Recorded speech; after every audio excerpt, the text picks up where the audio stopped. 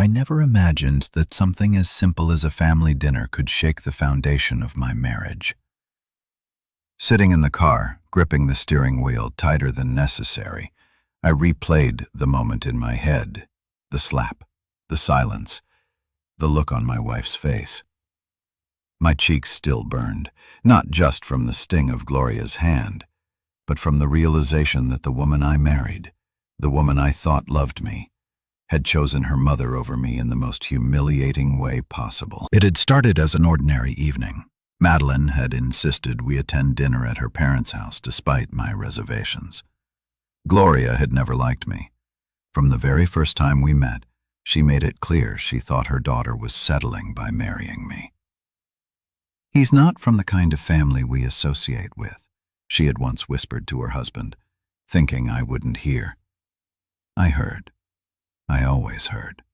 But I loved Madeline, so I tolerated Gloria's passive-aggressive remarks, her snide comments, the way she looked at me like I was a cockroach that had somehow crawled into her home.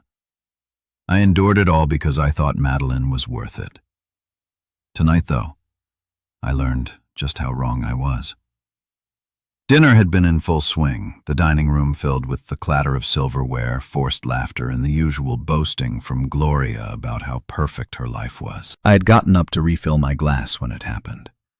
I accidentally brushed against Gloria as I turned. It was nothing, barely a touch, but in her world it was a crime worthy of punishment. Before I could even process what was happening, her hand connected with my face. A loud slap, sharp, public. Humiliating. The room fell into absolute silence. Every pair of eyes turned to me, the weight of their judgment pressed down on me like a suffocating blanket. My ears rang, my mind scrambled to understand. Gloria was staring at me, her lips curled in disgust as she spat out words that burned just as much as her slap. "How dare you touch me, you disgusting man? Clean my dress and get out." Disgusting man.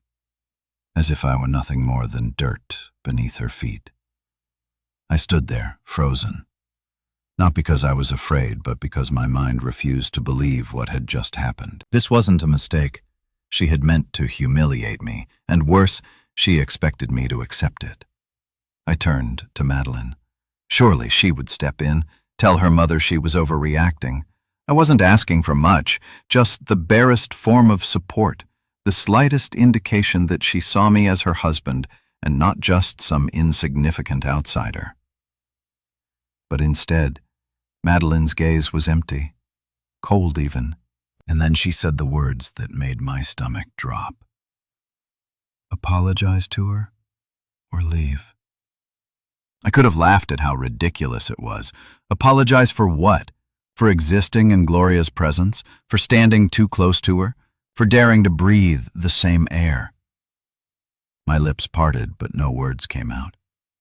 I searched Madeline's face for something, remorse, regret, even hesitation, but there was nothing, just indifference. That was the moment everything changed. I had spent years bending over backward to prove myself to this family.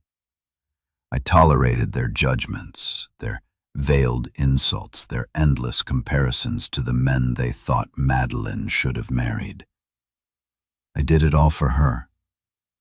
And in return, when I needed her most, she sided with them without hesitation.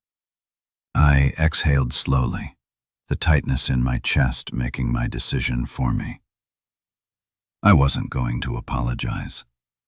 I was done playing their game. With a quiet nod, I turned on my heel and walked out. I didn't slam the door. I didn't argue. I didn't give them the satisfaction of seeing me break. Because I wasn't broken.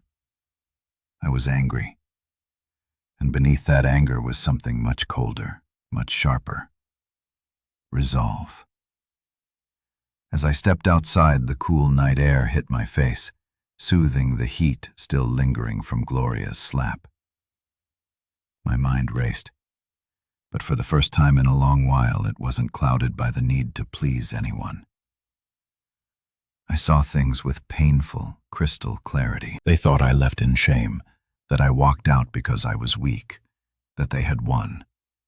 They were wrong. I wasn't leaving in defeat. I was leaving to prepare a surprise they would never forget. By the time I reached my car, my plan was already forming. They wanted to humiliate me? Fine. But they would soon learn that I don't take humiliation lightly. They had spent years looking down on me, treating me like I was beneath them.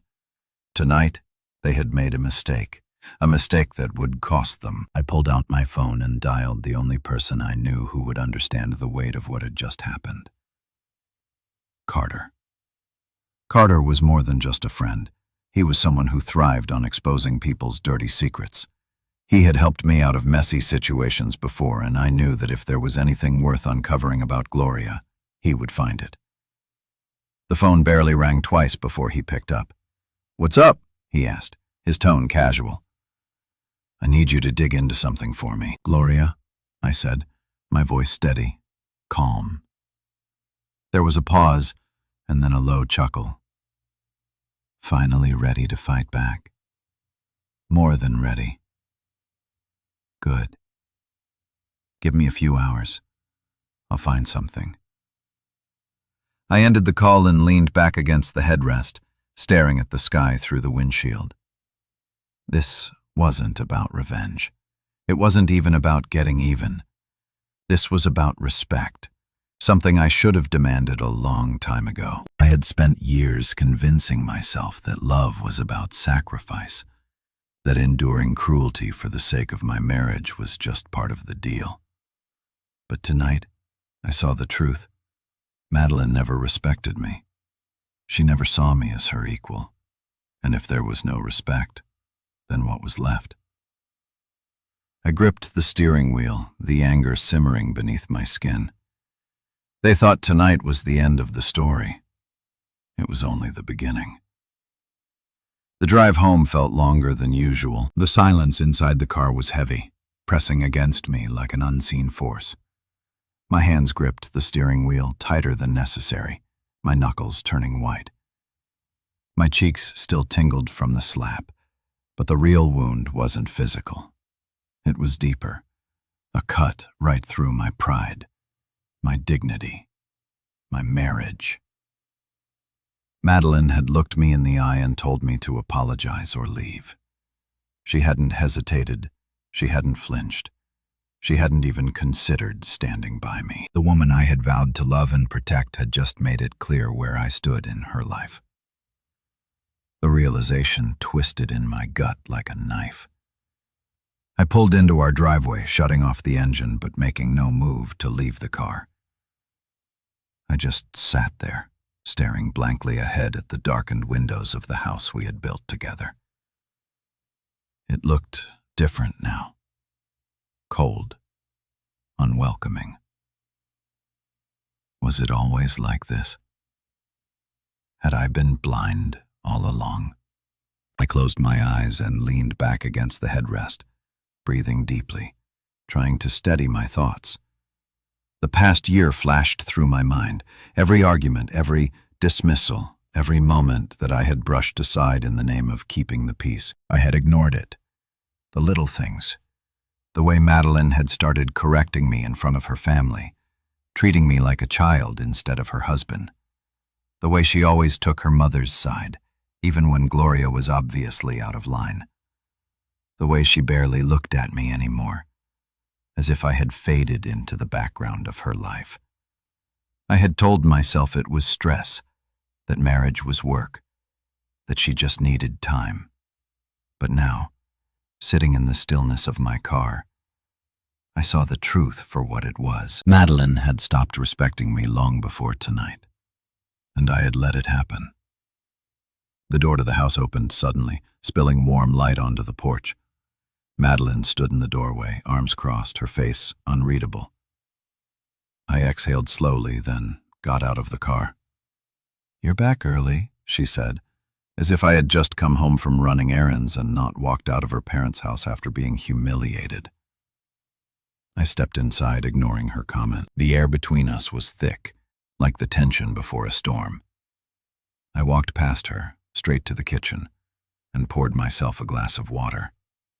My hands were steady, but my pulse hammered beneath my skin. Madeline followed, stopping in the doorway, watching me. "Are you going to talk to me?" she finally asked. I took a sip of water before setting the glass down. Then I met her gaze. "Talk to you about what?" My voice was calm, but there was an edge to it. She scoffed. "Don't act like you don't know. You embarrassed my mother tonight." I let out a humorless laugh. "I embarrassed her?" I repeated, shaking my head. "You saw what happened, Madeline. She slapped me in front of everyone, and you told me to apologize." Madeline shifted uncomfortably, her arms tightening around herself. "You should have just apologized and let it go." I stared at her in disbelief. "Let it go?" I echoed. "Your mother humiliated me in front of your entire family, and you want me to just let it go?" She sighed, exasperated. "She overreacted, I admit that. But you know how she is. She was raised differently. She values respect." I barked out a bitter laugh. She values respect? The woman who just disrespected me in front of everyone? I took a step closer. "And what about you, Madeline? Do you value respect? Because you didn't give me any tonight." She flinched, but quickly masked it with irritation. "Why are you making such a big deal out of this?" I stared at her, searching for something in her eyes, regret, guilt, even a flicker of hesitation. But there was nothing, just annoyance. That was it. The moment I knew I had married a woman who didn't care how she made me feel, a woman who saw her mother's respect as more important than mine. A cold, numbing sensation spread through my chest. "Madeline," I said quietly, "tell me something." She hesitated. "What?" "If I had slapped your mother tonight, in front of everyone, would you have told her to apologize to me?" Her lips parted slightly, but no sound came out. The hesitation lasted just a second, just long enough for me to see the truth in her eyes. She wouldn't have. She wouldn't have even considered it. Her silence spoke louder than any excuse she could have made. I nodded, stepping back as the weight of that realization settled in my bones. "I see." She frowned. "What does that mean?" "It means," I said, my voice even, "that I finally understand where I stand in this marriage." Madeline rolled her eyes, frustration clear in every movement. "Oh my God, stop being so dramatic. It was one night, one argument. Are you really going to act like our entire marriage is ruined because of it?" I exhaled through my nose, looking away. "No," I admitted. "Our marriage was ruined long before tonight." She tensed. "Excuse me?" "You stopped respecting me a long time ago," I said simply. I just refused to see it. Her jaw tightened. "You're being ridiculous. You're blowing this out of proportion." I smiled, but there was no warmth in it. Maybe. Or maybe I've just finally had enough. She opened her mouth to argue, but I didn't wait to hear it. I turned and walked past her, heading upstairs. "Where are you going?" she called after me. "To get some sleep," I said without looking back. But that was a lie. I wasn't going to sleep. I was going to think. Think about the years I had wasted. Think about the respect I had let slip through my fingers. Think about the man I used to be before I let myself become this. Most importantly, I was going to think about what came next. Because tonight wasn't the end of this. It was just the beginning. I sat in the dimly lit bedroom staring at the ceiling, listening to the faint ticking of the clock on the wall. Sleep refused to come. My mind was too awake, too alive with the memories of the night, the echoes of humiliation still vibrating in my chest. The slap was nothing compared to the look on Madeline's face, the sheer indifference. That was what hurt the most. I turned over in bed, glancing toward the empty space beside me. Madeline was downstairs. I could hear the distant hum of the television. She hadn't come to bed. She hadn't tried to talk to me. No apology, no attempt to fix things. She didn't care. Maybe she never had. I exhaled slowly, pushing myself up into a sitting position. The air in the room felt heavy, suffocating. I needed clarity. I needed to understand what had gone wrong. When had I lost control of my own marriage? Then the thought struck me. Gloria. Madeline hadn't always been this way. There was a time when she was warm, loving, mine. But over the years, something had changed. Gloria had changed her. The poisonous whispers, the constant judgment, the subtle conditioning, it had all led to this moment where my wife saw me as nothing more than an inconvenience, and I wasn't going to sit back and accept it anymore. I reached for my phone and dialed Carter, my best friend since college. More than that, he was an attorney and one of the sharpest minds I knew. If there was anything to find on Gloria, Carter was the man who would dig it up. The call barely rang twice before he answered. Man, it's past midnight. This better be good. I let out a short laugh, but there was no humor in it. Oh, it's good, I said, rubbing a hand over my jaw. I need a favor. Name it. I took a deep breath. I need you to dig into Gloria. Everything. Bank records, property, any legal troubles, anything shady. If she's hiding something, I want to know about it. There was a slight pause before Carter spoke again. This about what happened tonight? I clenched my jaw. Of course he already knew. News traveled fast in Madeline's family, and her relatives thrived on gossip. Yeah, I admitted. And I have a feeling this goes deeper than just her being a controlling nightmare. Carter let out a low whistle. All right. Give me a few hours. I'll see what I can find. I nodded to myself. Appreciate it. Always. You deserve better than this crap, man. I hung up and exhaled slowly, feeling a small sense of relief. At least I was doing something. I wasn't just sitting here, waiting for another slap, another humiliation. I lay back down, staring at the ceiling. If Gloria had secrets, I would find them. And when I did, she would learn that humiliating me had been the worst mistake of her life. Morning came with an eerie stillness in the house. I woke up feeling oddly refreshed, my mind clear. For the first time in a long time, I felt like I had control. I got dressed in silence, listening for any signs of Madeline. She was still in the guest room. Good. I had no interest in pretending everything was normal. By the time I made my way downstairs, my phone vibrated with an incoming message. Carter, you're going to want to see this. My heart pounded. I quickly grabbed my keys and left the house without a word to Madeline. Carter's office was in a sleek downtown building, modern and minimalistic. When I walked in, he was already waiting, a folder in his hand and a knowing smirk on his face. That was fast, I said, shutting the door behind me. I don't play around, he replied, sliding the folder across his desk. Take a look. I opened it, my eyes scanning the pages, and then I froze. There it was. Multiple bank transactions, large sums of money wired to a private investigator, a hidden real estate property under a false name, shell companies. And then the biggest bombshell of them all, an affair. I slowly placed the papers down, staring blankly at them. She's been cheating on Richard? I asked, almost disbelieving. Carter nodded, leaning back in his chair. For years. And she's been covering it up with those fake business trips. He let out a dry chuckle. Gloria's not just a control freak. She's a fraud. I swallowed hard, my mind racing. I had expected something, but not this. This was nuclear. What are you going to do? Carter asked, studying me.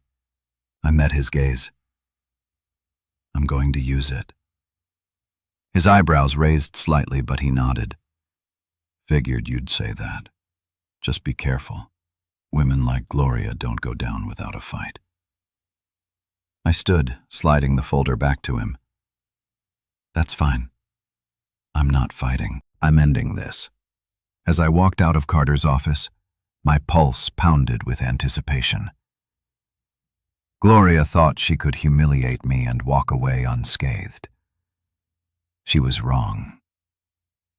When I got home, Madeline was waiting for me in the living room, arms crossed, an irritated look on her face. "Where were you?" she commanded. I set my keys down calmly. Out. Her eyes narrowed. "We need to talk." I smirked. "Yeah, we do." She seemed caught off guard by my tone, shifting uncomfortably. "Look, I know you're upset about what happened last night, but you can't just leave like that without saying anything. It's childish." I let out a slow breath. "You know what's childish, Madeline? Allowing your mother to disrespect your husband in front of an entire room and then expecting him to apologize for it." Her face flushed with anger. "You just don't understand how my mother is. She's always been strict. She doesn't mean—" "Cut the crap, Madeline," I interrupted, stepping closer. "This isn't about your mother being strict. This is about you choosing her over me, every single time." She fell silent, lips pressed into a thin line. I watched her carefully. "Do you even respect me, Madeline?" She flinched, just like last night. That hesitation told me everything. I smiled coldly. That's what I thought. She took a step back. "What are you planning?" I exhaled, shaking my head. "You'll find out soon enough." As I turned to walk upstairs, I heard her call after me.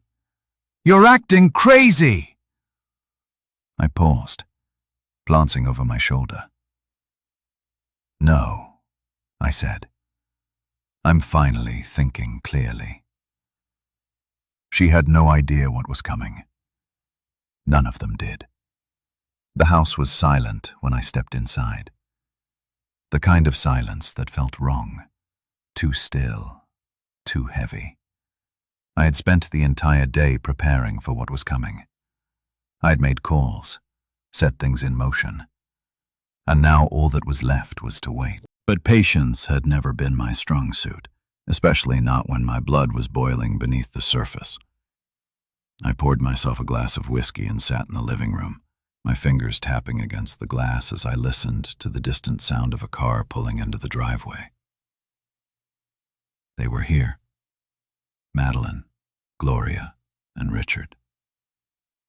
I had been expecting them. The front door opened with a sharp creak and in walked Madeline, looking tense. Her mother followed close behind, her heels clicking against the floor, her usual air of superiority wrapped around her like a cloak. Richard was the last to step inside, his face unreadable, his posture stiff. Gloria barely spared me a glance before speaking. "I assume you've had enough time to reflect on your behavior," she said, her voice dripping with condescension.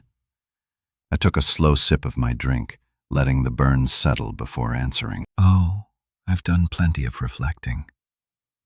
Madeline sighed and crossed her arms. "Can we just talk about this like adults?" I smirked. "That depends. Are you ready to act like one?" Her eyes narrowed. "Don't start." I leaned back in my chair, my gaze shifting to Gloria. "You came all this way, so let's skip the theatrics." "What do you want?" Gloria scoffed. "An apology for starters. You embarrassed me last night." I laughed, actually laughed. "Let me get this straight," I said, tilting my head. "You slapped me in front of an entire room of people, humiliated me, and then my own wife told me to apologize for it. And you still think I owe you an apology?" Gloria's lips curled in distaste. You should have handled yourself better. It was an accident, but instead of diffusing the situation, you stormed out like a child. I nodded slowly, setting my drink down. You're right, Gloria. I should have handled it better. Her expression shifted slightly, sensing something beneath my words. I stood up, straightening my shoulders. That's why I took some time to think. And in that time, I made a few phone calls, had a few conversations. I turned my gaze to Richard, watching him carefully, and I learned some interesting things. Gloria stiffened. What are you talking about? I smiled. Tell me, Gloria, how was your last business trip? A flicker of something, panic, flashed across her face before she masked it with annoyance. That's none of your concern. Richard shifted beside her, his brows furrowing. What is he talking about? I reached into my pocket and pulled out my phone. I swiped the screen a few times before holding it up. A series of photos filled the screen. Gloria with another man, hotels, restaurants, private getaways. Richard's face paled. Gloria's entire demeanor changed in an instant. Where did you get that? She hissed. I shrugged. Does it matter? Madeline's mouth opened slightly, confusion and disbelief written all over her face. What is this? Richard slowly turned to Gloria, his voice dangerously low. Is this true? Gloria stammered, reaching for an excuse, but there was nothing she could say. I always wondered why you looked down on me, I continued, my voice calm. But now I see it clearly. You act like you're above everyone, but you're just a liar, hiding behind a perfect image. And you thought you could treat me like garbage. I shook my head. No, Gloria, not anymore. Richard took a shaky breath, his fists clenching at his sides. You've been cheating on me? Gloria's panic escalated. Richard, please, it's not— Save it, he snapped. His face was cold, detached, like a man seeing the truth for the first time. I'm done. Gloria reached for him, but he stepped back, disgust clear in his eyes. Madeline looked between them, then turned to me, her voice barely above a whisper. You did this on purpose. I met her gaze without flinching. No, Madeline. Your mother did this to herself. I just made sure the truth came out. Her face crumbled for a brief second before anger took its place. You wanted revenge. I exhaled. No, I wanted respect. But since none of you thought I deserved that, I decided to give you a taste of your own medicine. Gloria whirled back to Richard. You're really going to believe him over me, your own wife? Richard let out a humorless laugh. I don't have to believe him. The proof is right there. He shook his head in disgust. I should have known. You always made it clear you thought you were better than everyone. Turns out you were just a fraud. I watched as realization sank into Gloria's features. She was losing her power, her control, everything. Madeline was silent, her expression unreadable, but I could see it, the cracks forming in the perfect life she had chosen over me. You need to leave, I said, my voice firm. Gloria turned back to me, her face twisting with rage. You think you've won? I met her glare head on. I think you finally got what you deserved. She scoffed, grabbing her purse with a sharp motion. You'll regret this. I took a step closer, lowering my voice just enough for only her to hear. No, Gloria, you will. She turned on her heel and stormed out, slamming the door behind her. Richard followed, quieter, but with a weight in his steps that told me he was done. That left just Madeline and me. For a long moment, neither of us spoke. Then she finally whispered, I don't know who you are anymore. I smiled faintly. Maybe you never did. She swallowed hard, tears forming in her eyes. Do you still love me? I didn't answer right away. I let the silence stretch, the weight of everything settling between us. Finally, I spoke. "I love the woman I married," I said quietly, "but I don't know if she exists anymore." Madeline's breath hitched, her lips parting as if to say something, but no words came. I walked past her, heading upstairs, leaving her to sit in the wreckage of the life she had chosen. She had sided with her mother against me. Now she had no one left to side with. And I didn't feel sorry for her. Not one bit. The house was quiet after the storm of the confrontation. Too quiet. The kind of silence that settled like dust after destruction.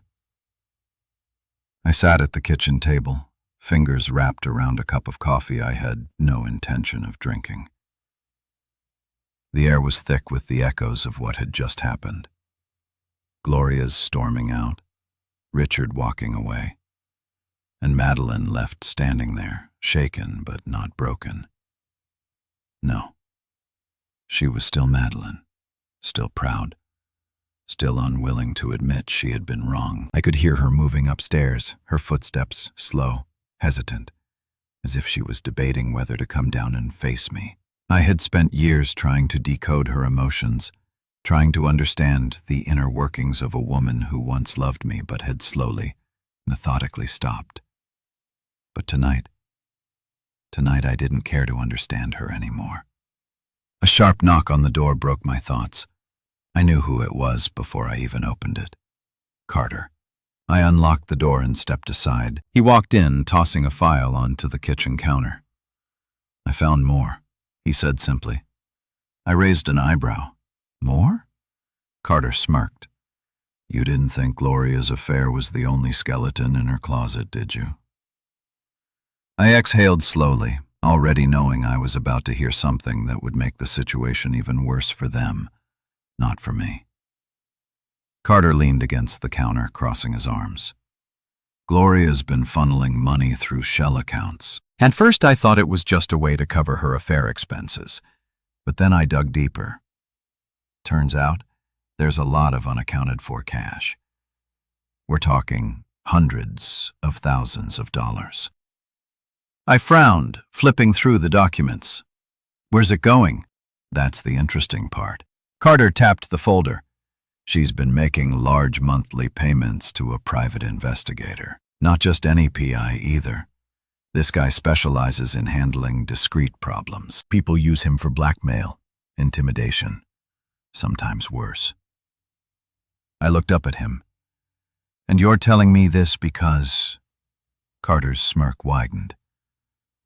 "Because guess who the main subject of her PI's investigation was?" I already knew the answer before he even said it. "Me," I muttered. Carter nodded. "For the past 6 months, she's been having you followed. Your work schedule, your financial records, even your medical history. Hell, she even got access to your old college records." He paused, then added, "She's been looking for something to use against you." I clenched my jaw, the realization hitting me like a cold slap. Gloria hadn't just hated me. She had been actively trying to ruin me. "Why?" I asked, my voice low. Carter shrugged. "Who knows? Maybe she wanted to get rid of you before you could ever stand up to her. Maybe she was just looking for something to control you with. Either way, it backfired, because now..." He tapped the folder again. "Now we have something on her." I stared at the papers, my mind working through the implications. This wasn't just about a toxic mother-in-law anymore. This was calculated destruction. And I was done being her target. Carter watched me carefully. "So, what's the plan?" I inhaled deeply, then exhaled. "We use this." He grinned. "That's what I like to hear." Before I could respond, I heard movement behind me. I turned. Madeline stood at the bottom of the stairs, pale, shaken. She had heard. Her eyes darted to the file, then to me. What is this? I didn't bother hiding it. Your mother's been paying a private investigator to dig up dirt on me. She's been trying to find a way to destroy my life. Madeline blinked, her throat bobbing as she swallowed. That doesn't make sense. I laughed, a bitter, humorless laugh. Doesn't it? Because it makes perfect sense to me. I took a step toward her, holding up the file. This is who your mother is, Madeline. The same woman you defended last night. The same woman you chose over me. She shook her head, taking a shaky step back. She wouldn't. She did. I cut her off. And I'm done pretending she's just strict or old-fashioned. She's a manipulative liar who has been trying to ruin me from the very beginning. Madeline's breathing was uneven now, panicked, doubtful. Why would she do this? She whispered.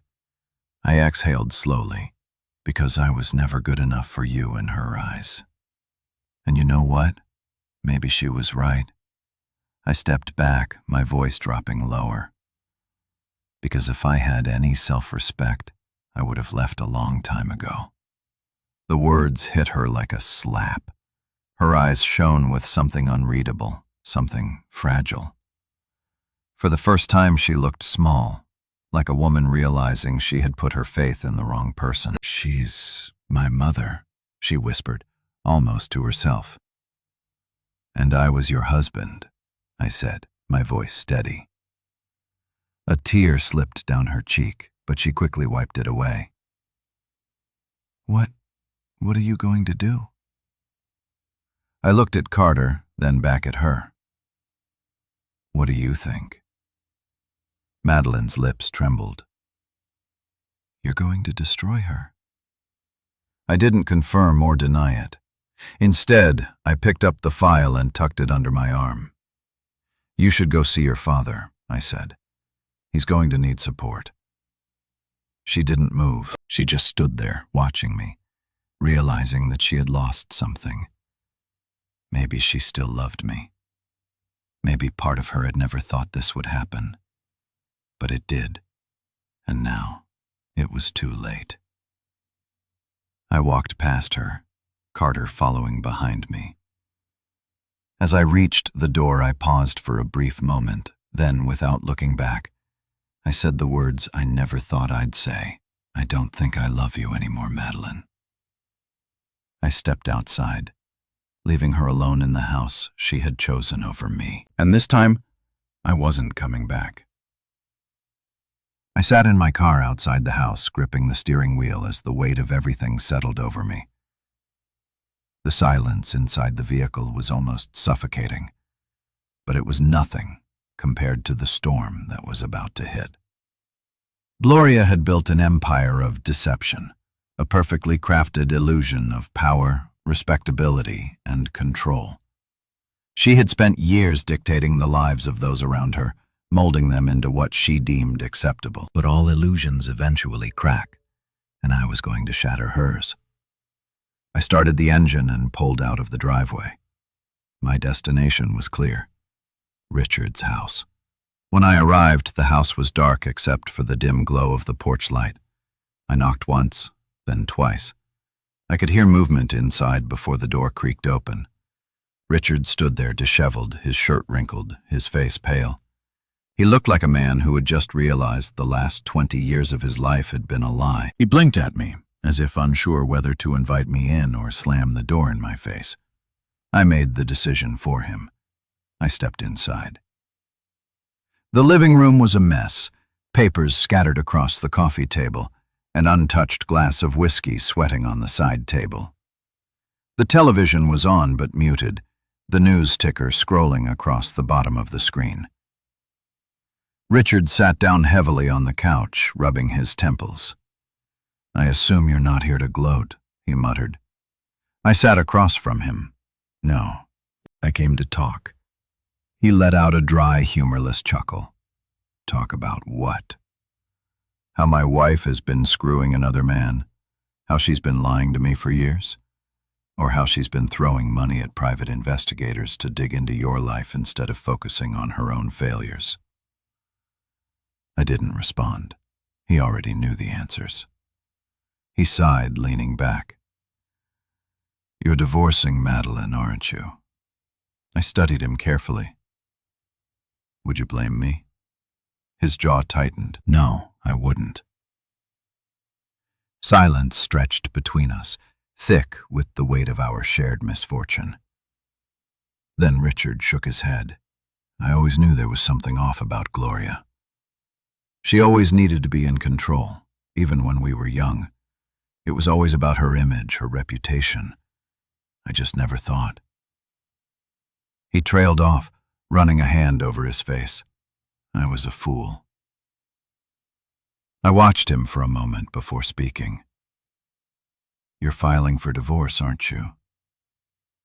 He let out a slow breath. "Yes." A part of me felt sorry for him. He had spent his entire life devoted to a woman who saw him as nothing more than a tool. But another part of me knew this was justice. She had built a house of lies, and now it was crumbling. "She won't go down without a fight," I warned. Richard's mouth curled into a bitter smirk. "Let her fight. She's got nothing left to use against me. And the truth? It's the one thing she can't control." For the first time in years, I saw something in Richard's eyes that I hadn't seen before. Freedom. Gloria had lost. The next morning I woke up to chaos. I had barely gotten out of bed when my phone buzzed repeatedly. Text messages, missed calls, some from Madeline, some from unknown numbers. But the one that caught my attention was a news article. I clicked the link, my eyes scanning the headline. "Prominent socialite Gloria D. caught in scandal. Allegations of infidelity, fraud, and embezzlement surface." I let out a low whistle scrolling through the article. Someone had leaked everything. The affair, the secret bank accounts, the shady transactions. And at the center of it all, Gloria, unraveling before the public eye. My phone rang. I picked up without hesitation. "Carter, you see the news?" he asked, amusement clear in his voice. "I see it," I said, still skimming through the details. "You're welcome," he added. I paused. "You leaked it?" Carter laughed. "I just made sure the right people found the right information. The rest took care of itself." I shook my head, a small smirk forming. "She's going to go ballistic." "Oh, she already is. Her lawyer's scrambling to do damage control, but there's no spinning this one. She's finished." A deep sense of satisfaction settled in my chest.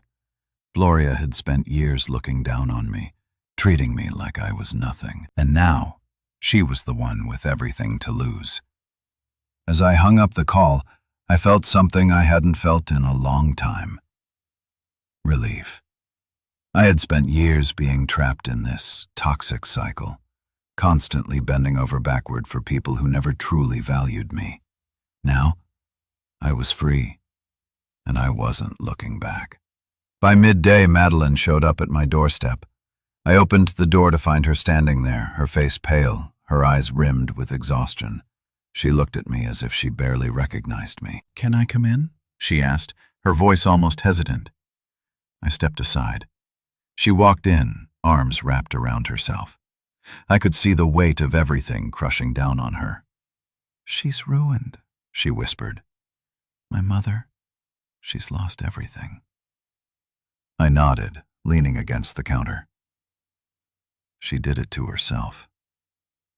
Madeline turned to me, her gaze searching. You knew this would happen, didn't you?" I didn't answer. She already knew. She exhaled shakily. "I don't know what to do." I studied her carefully. That depends on whether you want to keep living in her shadow or finally step out of it. Her lips parted slightly, but she said nothing. We stood there in silence, and for the first time, I saw it. Madeline wasn't just mourning her mother's downfall. She was mourning the person she thought she was supposed to be. I didn't know if she would ever change. I didn't know if she would ever truly understand what she had lost, but I knew one thing. I was done waiting for her to figure it out. "You should go," I said quietly.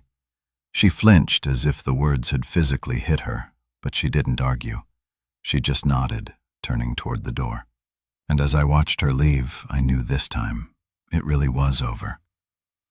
No more second chances, no more waiting, no more looking back. For the first time in years, I was finally, truly free. The days that followed were a whirlwind of destruction for Gloria, for Madeline, and for the entire illusion they had built over the years. I watched from a distance as their world crumbled, piece by piece. I had spent too long being the punching bag, the one they ridiculed, dismissed, and discarded when it was convenient. But now I was simply a spectator, and they were the ones drowning. It started with Richard officially filing for divorce. The moment he served Gloria the papers, the real storm began. He had spent years being the silent, obedient husband, but something inside him had snapped. And once that leash was broken, there was no fixing it. Gloria was furious. She tried damage control, but it was already too late. The news of her affair had spread like wildfire, and in a world where reputation was everything, she had become a walking scandal. She went from being a woman people feared to a woman they pitied. Her so-called friends, the ones who had always gossiped behind her back but smiled to her face, were the first to abandon her. Her standing in high society destroyed. The invitations to exclusive events revoked. The carefully curated image she had spent decades building shattered. But the real blow came when her lover's wife found out. Turns out, Gloria wasn't his only affair.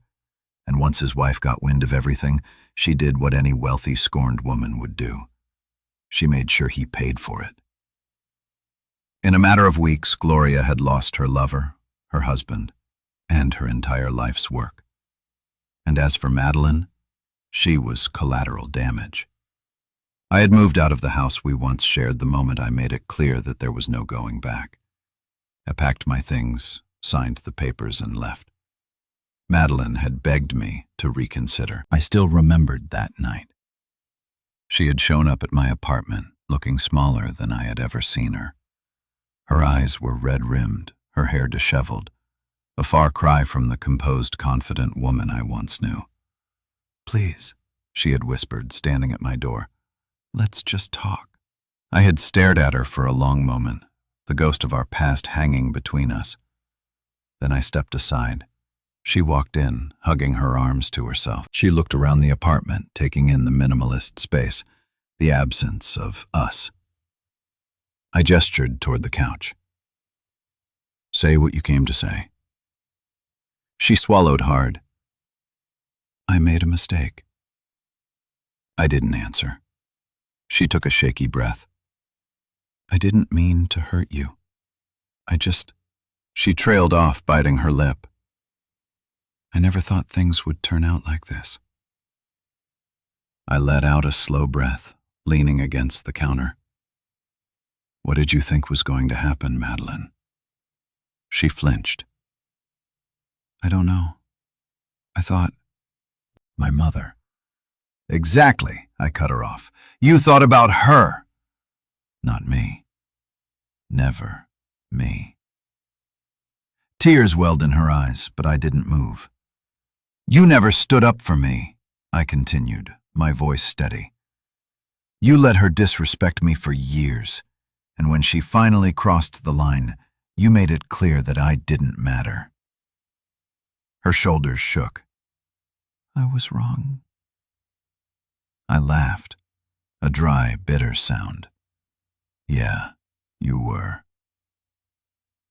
She looked at me, searching for something, for hope, for forgiveness, but I had nothing left to give her. "You don't love me?" she said, almost desperately. I exhaled slowly. "I love the woman I thought you were." A sob escaped her lips. "I can be that woman again?" I shook my head. You can't. Why not? I stared at her, my chest hollow. Because I don't trust you. She broke then, crumbling under the weight of everything she had lost. And for the first time, I felt nothing. No satisfaction, no revenge, just emptiness. She wiped at her tears, whispering, "Is this really it?" I nodded. "This is it, Madeline." She let out a shaky breath. "I never thought I'd lose you." I didn't respond because she hadn't lost me. She had thrown me away. By the next day, she was gone. The divorce was finalized within the next few weeks. There was no fight, no arguments about assets. She didn't want the house, too many memories. I didn't want it either, too much history. So we sold it, and just like that, we erased the last piece of what we had built together. As for Gloria, her downfall wasn't just financial, it was personal.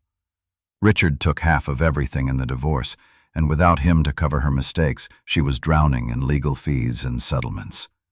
The businesses she had secretly funneled money through, exposed. The image she had tried so desperately to maintain, destroyed. She tried filing lawsuits against the media outlets that covered her scandal, but no one took her seriously.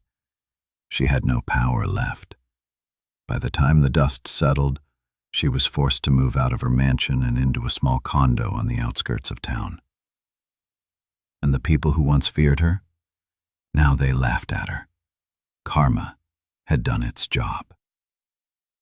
One evening, I found myself standing outside my new place, staring at the city skyline. The lights stretched far and wide, glowing against the dark night. Carter stood beside me, sipping his beer. "So," he said, nudging me, "how's it feel being free?" I let out a slow breath. "Feels like I can finally breathe again." He smirked. "Good. You deserve it." I nodded, watching the cars below, the hum of the city filling the air. For the first time in years, I wasn't waiting for something to go wrong. I wasn't walking on eggshells, trying to please people who would never be satisfied. I was just me, whole, unapologetic, free. Carter raised his bottle. "To new beginnings." I clinked mine against his. "To never letting anyone treat me like trash again."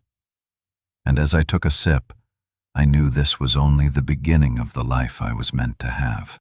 Life after Madeline felt strange at first, not because I missed her, but because I had spent years defining myself through the lens of our marriage. I had been her husband, the man trying to prove himself, the one constantly battling against Gloria's disapproval, against the shifting tides of a marriage that was already sinking.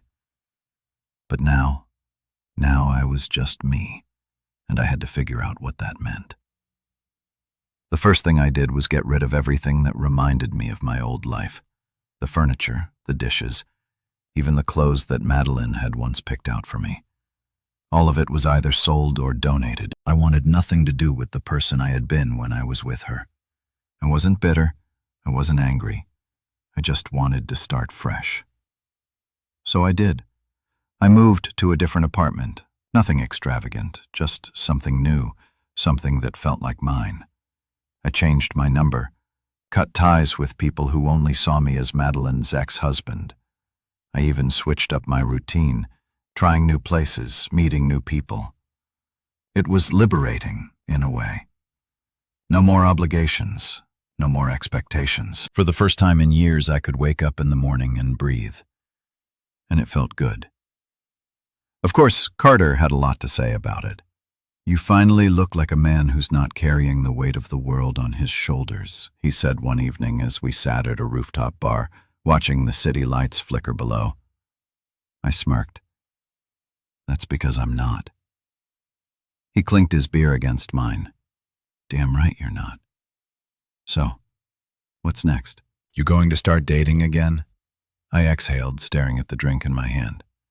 "Not yet. Carter raised an eyebrow. Why not? You're free, man. No strings, no baggage. Just go out and have fun. I let out a chuckle. You think jumping into something new is the answer? He shrugged. I think letting yourself enjoy life is the answer.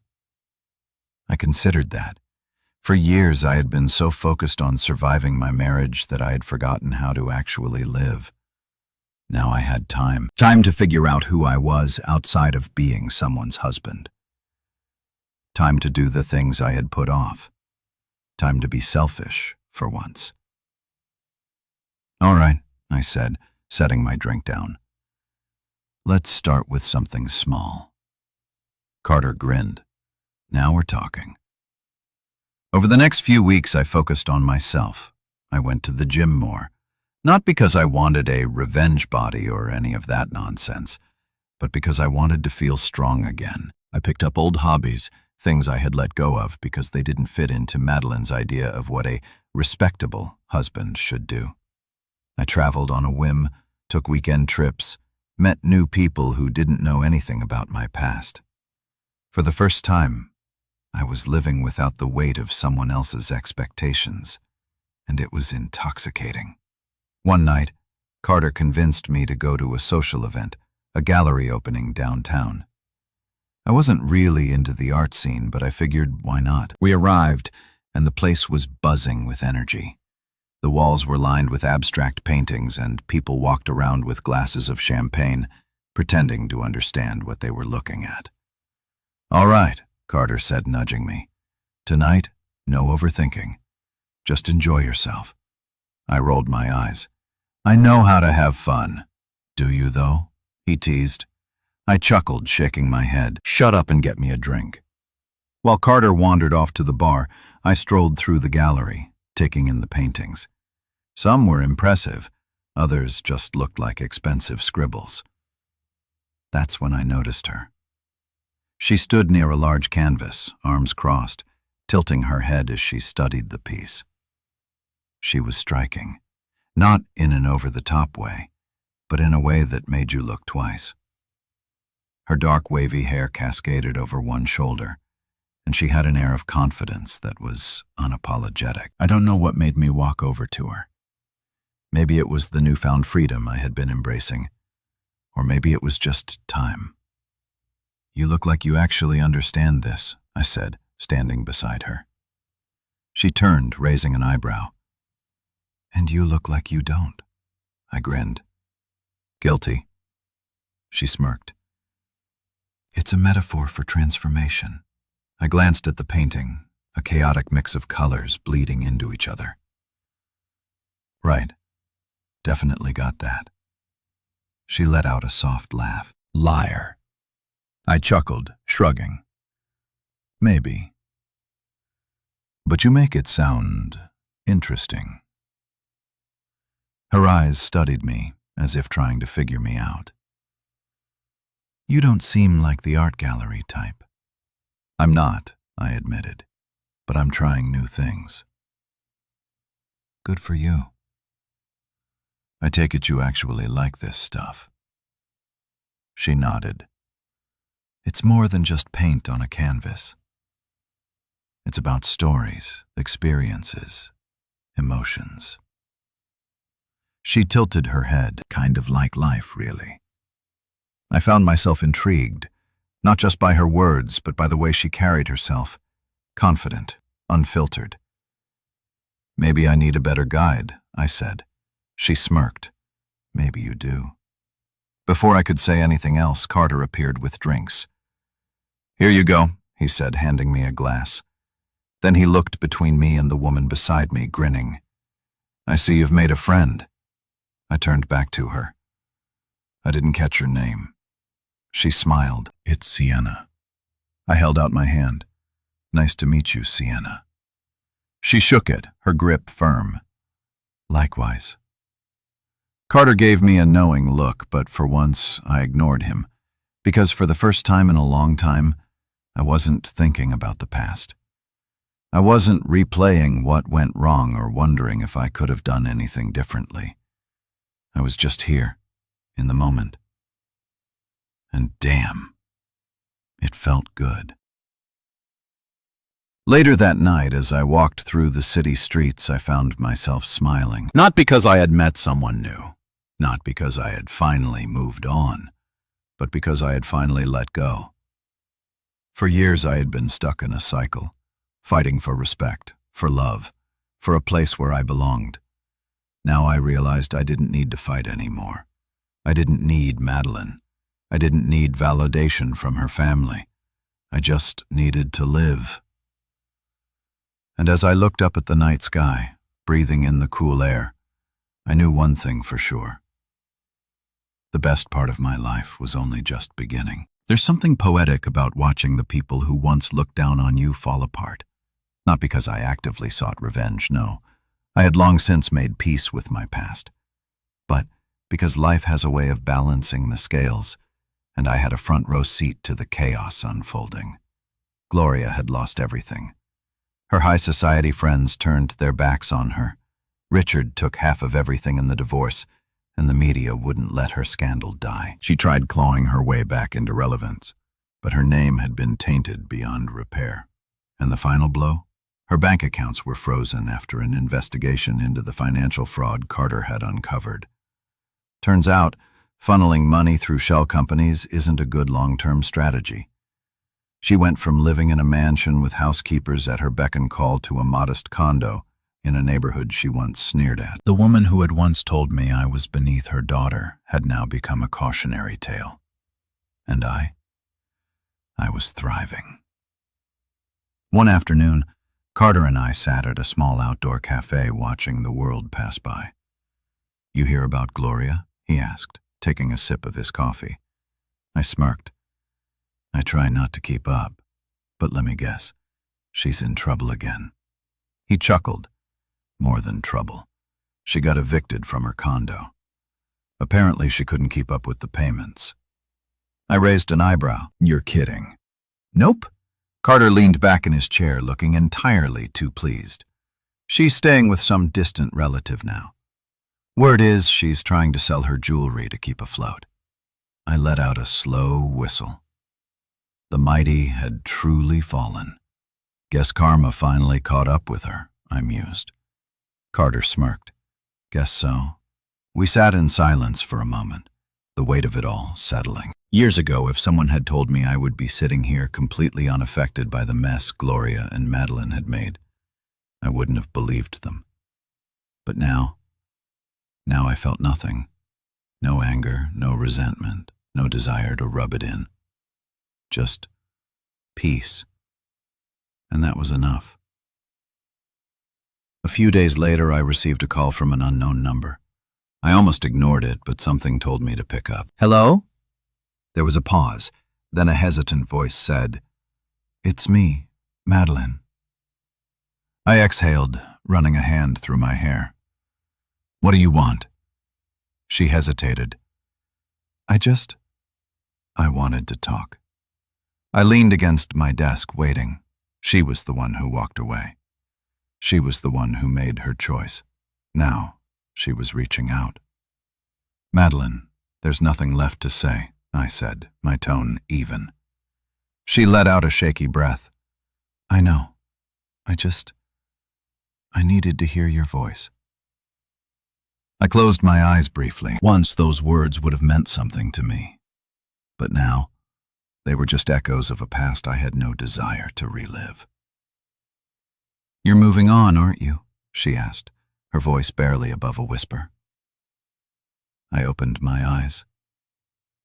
"Yeah, Madeline. I am." A long silence stretched between us. Then she laughed, a soft, bitter sound. "I guess I always thought you'd wait for me." I shook my head.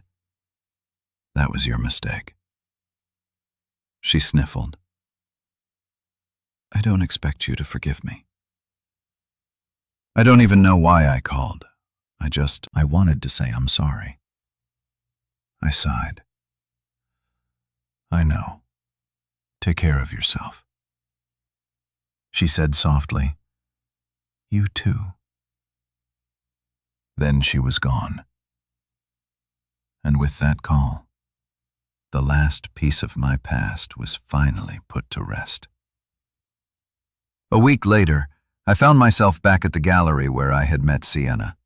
I wasn't expecting to see her again, but there she was, standing by a new painting, her dark hair cascading over her shoulder, completely absorbed in the art. I hesitated for a moment, then walked up beside her. "Still pretending I know what I'm looking at," I said. She turned, a smirk playing at her lips. "Still terrible at it?" "Absolutely," she chuckled. "At least you're honest." I glanced at the painting, tilting my head. "This one's different from the last, more chaotic." She nodded. "It's about rebirth." The artist painted it after going through something that completely changed their life. I studied it for a moment. "Seems fitting." Sienna raised an eyebrow. "Why is that?" I met her gaze, because that's exactly what I'm doing. Her lips curved into a knowing smile. "Starting over?" I nodded. "Something like that." She took a sip of her drink, watching me closely. "Well, for what it's worth, I think new beginnings are a good thing." I exhaled, feeling lighter than I had in years. "Yeah," I said. "I think so too." And for the first time in a long time, I wasn't just saying it. I meant it.